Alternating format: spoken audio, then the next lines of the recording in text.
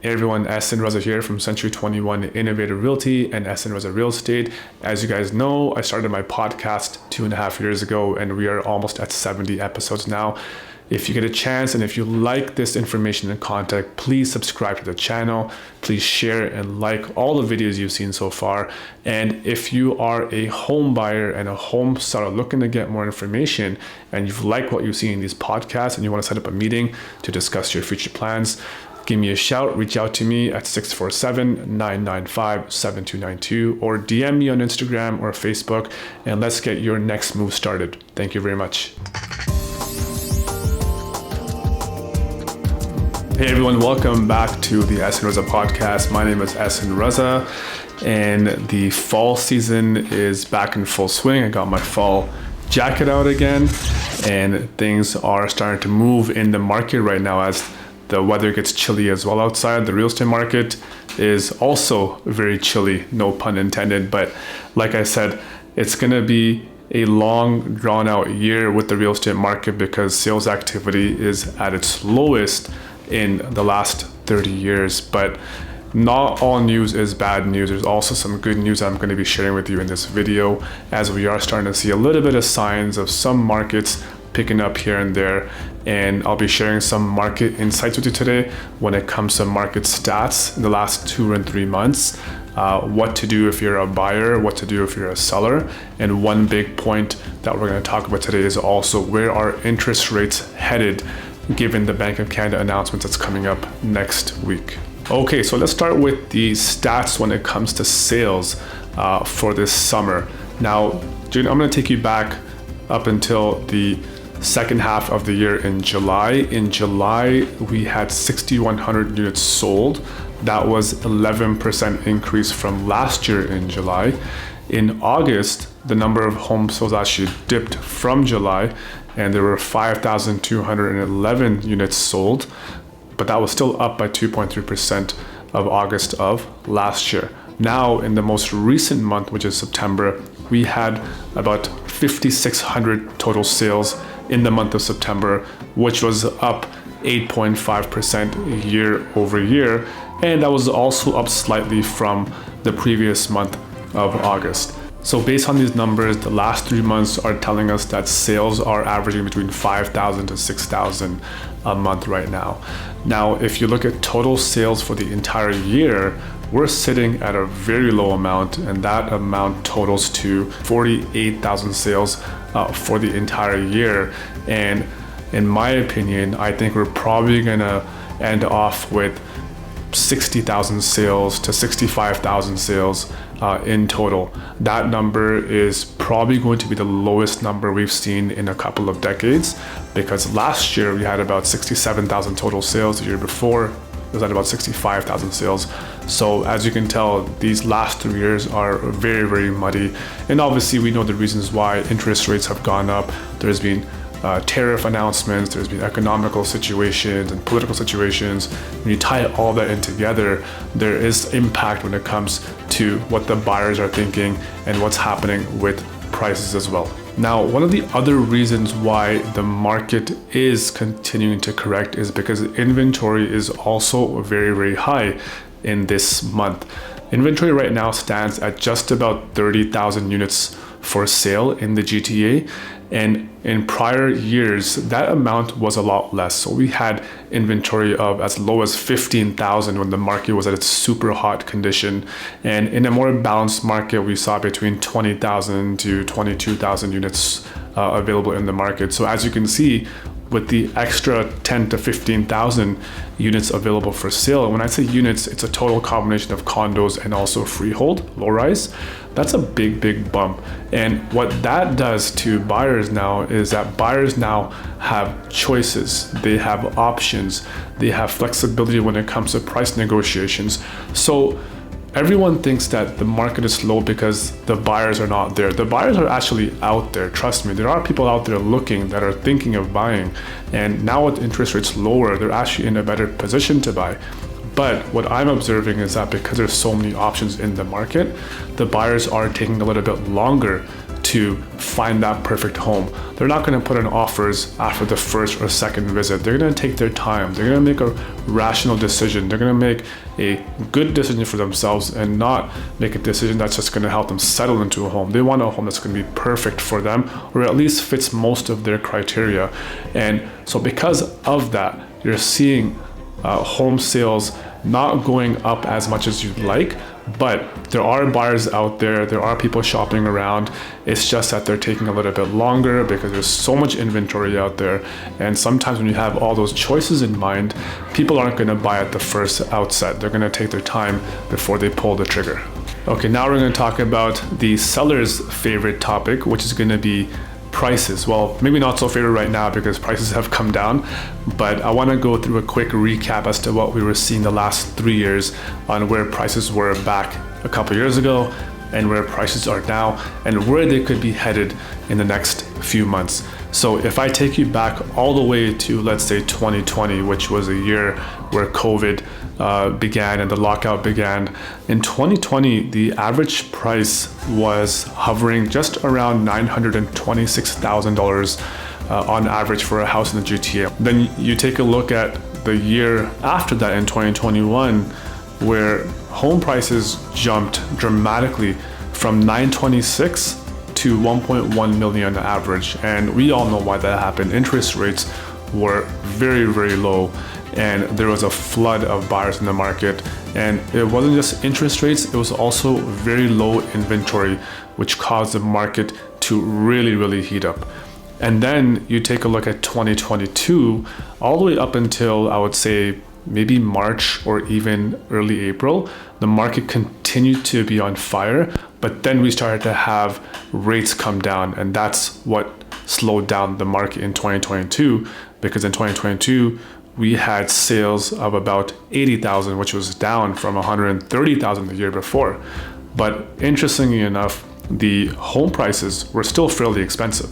So in 2022, despite interest rates going up, the average sale price at that point peaked, and that was at 1.193. So we can round it up and say 1.2 million was the average price of a home in 2022. Now you take it 1 year later in 2023, and that's where all the stuff happened.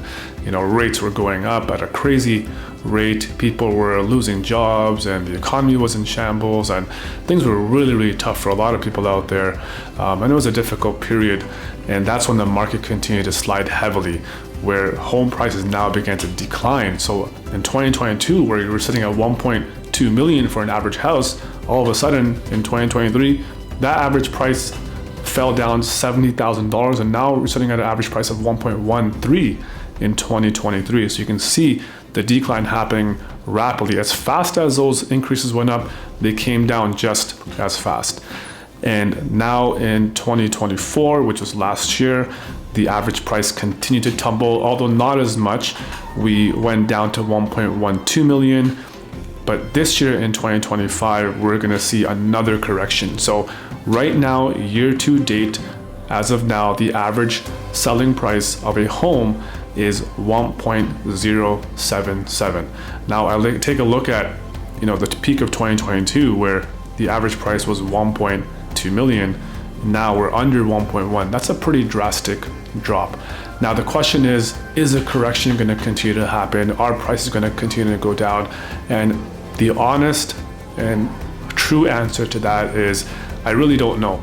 And if there's anybody out there that is telling you that prices will keep going down or prices will go up, I can tell you for sure that they have no knowledge or intellectual facts on how to prove that, because there are no facts. You can't predict the future in this volatile market. You can definitely provide an opinion and an educated opinion, but to firmly say that you have to sell your house now because the market's going to correct by 30% by next year is a very, very false claim. Or vice versa, to say you have to buy now because next year the prices are going to go up by 30%. Another false claim to create FOMO, which we saw when that happened is when the prices went up in COVID time. So the best answer I can give you is what's going to happen to prices. I can probably give you my best expert opinion, and I look at two things. Number one is, where are the interest rates today? And number two, what's the inventory today? As of now, interest rates are around 3.8 to 4.2%, which is not high, but it's not also low. It's kind of in that median. The inventory, like I said before, is sitting at just around 30,000 units for sale. What that tells me is because of high inventory and mid to high interest rates, the market average when it comes to prices is likely going to be what it is right now. It's probably going to be, under 1.1 million. It's at 1.077 right now. We could see that dip to maybe about 1.07 or 1.06 possibly, or we can see it go back up or stay the same. So in summary, I would say that the prices right now are slowly bottoming out. They're leveling off a little bit because interest rates are coming down, but because inventory is still pretty high, I don't really see the market skyrocketing all of a sudden. Now, when interest rates come down even further, and when inventory is absorbed and that inventory amount comes down to 25,000, 20,000, at that point you might start to see a rebound happen. But it's so difficult to predict that right now because we don't know what's going to happen tomorrow with tariffs. We don't know what's going to happen tomorrow with the economy. It's a very volatile situation. So my best advice to anybody who's buying or selling right now is to talk to a realtor, talk to an expert, talk to a professional, find out what's happening in the market right now, today. Find out what you can afford today. Find out what house you like today. Find out what your affordability is today. Don't worry about yesterday. Don't worry about tomorrow, because even if prices come down 5 or 10% tomorrow, it's okay because you have to buy a house based on your current situation or family circumstance. If you're living in a basement and you're trying to time the market to buy at the bottom and your family is growing and you're having to live in the basement because you want to wait till prices go down even more, well, that's the question you got to ask yourself. Is that fair to you? Is that fair to your family? You may be able to get into the market, but to time the market like that is a bit dangerous because you just don't know what's going to happen. So look at where your situation is today, make a decision based on today. And the last and final advice I'll give you is whatever you decide, at the end of the day, whatever you decide, make sure, number one, first and foremost, that you can afford what you can buy. If you cannot afford what you can buy, then don't buy. If you can afford to buy, then go out there and look and don't worry about what's happening tomorrow or yesterday. That's going to be something to consider later on, because if you're buying for the long term, then you'll always be okay in real estate.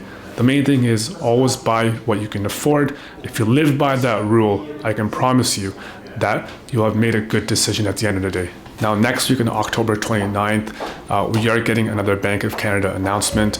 And right now, the messaging is kind of 50-50, or I would say even probably 70-30, where there will be a hold. So there's not going to be a rate cut. The reason for that is because there's been a little bit of a hike in inflation, job numbers has gone down. Again, I'm not an economist, so I'm not going to talk about that or pretend to be an economist. I just look at it from a real estate point of view, and I refer to the economists or the bankers about that stuff. But what I'm reading and what I'm sensing is that there could be a hold in October. And the other information that I've been receiving is that there still might be one more rate cut in December or before the end of the year. So we're hoping a rate cut happens, but if you are a buyer, shop around for the best rates, shop around for the best prices when it comes to a house. The window of opportunity right now is really great at this time for any buyers. And the reason why I say that is because there's lots of inventory, there's lots of room to negotiate on prices. And the best part is that you don't have to make an emotional or quick decision, unlike what we saw in COVID, where it was really, really chaotic. And so take advantage of this time, keep a pulse on the market, talk to a professional like myself, and don't feel pressured to buy a place. At the same time, don't get too complacent.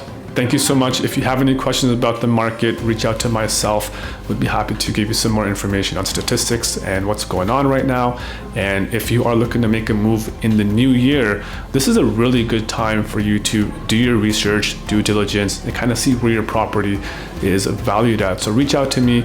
We'll be happy to give you a free consultation and put motion and plan so that we can get your house ready for sale next year. And if you're a buyer looking to make a move next year, this is also a great time, the next 3 months before 2026 begins, to really get your ducks in a row, get your approval, and get a head start before the new year. Thank you very much, and we'll see you in the next episode.